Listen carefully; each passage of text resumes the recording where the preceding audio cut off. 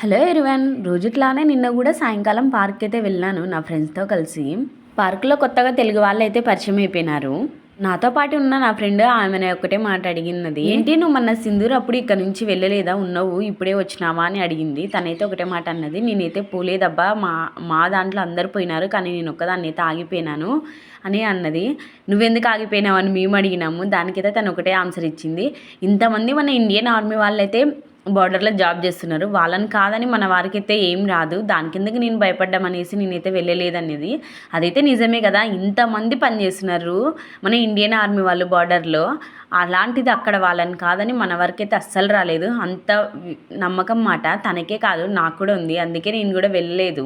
నిజంగా నా ఫీలింగ్ కూడా అదే, ఇక్కడ ఇంతమంది డ్యూటీ చేస్తుండగా అంత సీన్గా మన వరకు రారని అయితే నేనైతే ఫుల్ అయితే ఫిక్స్ అయిపోయినా. ఎందుకంటే ఇక్కడ డ్యూటీలు ఎలా ఉంటాయి, ఇక్కడ సెక్యూరిటీ ఎలా ఉంటుంది అనేది మాకు తప్ప ఇంకెవరికి తెలియదు. ఈరోజైతే టిఫిన్కి దోశ చట్నీ చేసిన.